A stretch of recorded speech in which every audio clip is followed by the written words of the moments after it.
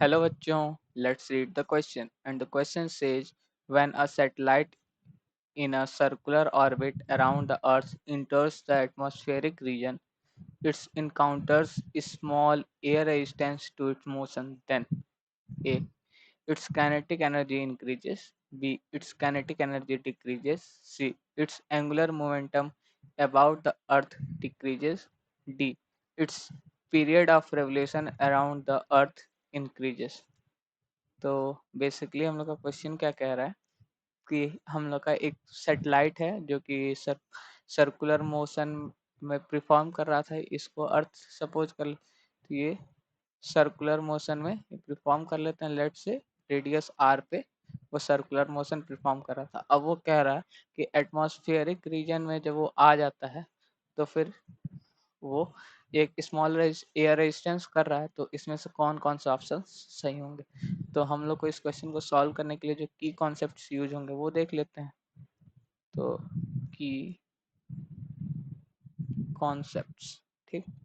तो इसमें जो पहला काइनेटिक एनर्जी के बारे में पूछ रहा है, तो हम लोग काइनेटिक एनर्जी का फॉर्मूला लिख लेंगे के is equal to G capital M small M upon 2r। इसमें कैपिटल जी वो यूनिवर्सल ग्रेविटेशनल कांस्टेंट है, capital M mass of earth हो गया, स्मॉल एम जो है मास ऑफ द सैटेलाइट हो गया, और आर है जो सैटेलाइट का रेडियस जिस पे वो रिवॉल्व कर रहा है, ठीक।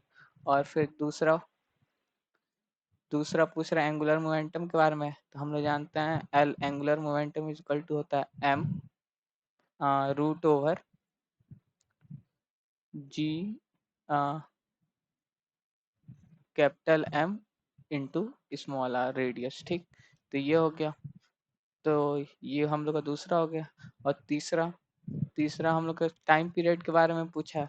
हम लोग जानते हैं टाइम पीरियड जो रेवोल्यूशन का होता है कैपिटल टी, वो हो जाता है 2 pi root over R cube upon G M, ठीक। अब अगर इन तीनों से अगर हम लोग देखें रिलेशन आर का, तो हम लोग यहाँ से क्या लिख सकते हैं। पहले वाले से के जो है वो प्रोपोर्शनल है 1/r के। यहाँ से देखें तो एंगुलर मोमेंटम एल प्रोपोर्शनल है रूट आर के, ठीक। अगर यहाँ से देखें तो टाइम पीरियड है वो प्रोपोर्शनल है इसको ये प्रोपोर्शनल है। टाइम पीरियड जो है वो प्रोपोर्शनल है रूट ओवर आर क्यूब के, ठीक। तो अब इसी से ये क्वेश्चन सॉल्व हो जाएगा। अब देखें अगर हम लोग, तो जब अर्थ के एटमॉस्फेयर पे आ रहा है तो जो उसका आर है जो रेडियस है वो डिक्रीज कर रहा है। जब डिक्रीज करेगा तो काइनेटिक एनर्जी में देखें तो के प्रोपोर्शनल 1/r के है। तो आर जो है वो डिक्रीज कर रहा है। इसका मतलब जो काइनेटिक एनर्जी है वो इंक्रीज करेगा, ठीक।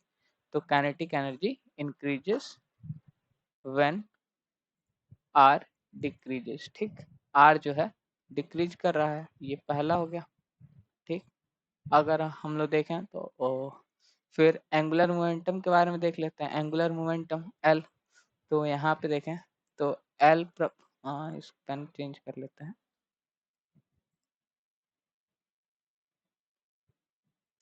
तो देखें एल, तो एंगुलर मोमेंटम प्रोपोर्शनल है 1/√r के। तो यहाँ पे देखें तो जब आर डिक्रीज करेगा, व्हेन आर डिक्रीजेज, तो क्या होगा एल भी डिक्रीज करेगा क्योंकि डायरेक्टली प्रोपोर्शनल है, ठीक। तो ये हो गया दूसरा हम लोग का पॉइंट, ठीक। और यहाँ पे अगर तीसरा पॉइंट अगर हम लोग देखें तो हम लोग टाइम पीरियड के लिए देखें तो टाइम पीरियड जो है टी डायरेक्टली प्रोपोर्शनल है आर क्यूब के। तो यहाँ पे भी देखें तो व्हेन आर डिक्रीजेस तो टाइम पीरियड भी डिक्रीज करेगा, ठीक। तो ये हो गया हम लोग का। अब अगर हम लोग ऑप्शंस चेक करें तो इट्स काइनेटिक एनर्जी इंक्रीजेस, हाँ ये सही है। बी देखे काइनेटिक एनर्जी डिक्रीजेस, ये गलत हो जाएगा। See it's angular momentum earth decreases, decrease कर रहा है, तो सी ऑप्शन करेक्ट हो जाएगा। फिर it's time periods of revolution around the earth increases, ये गलत हो जाएगा क्योंकि टाइम पीरियड है डिक्रीज कर रहा है, ठीक। So the final answer is option A and option C are correct. I hope you understand it well. All the best. Thank you.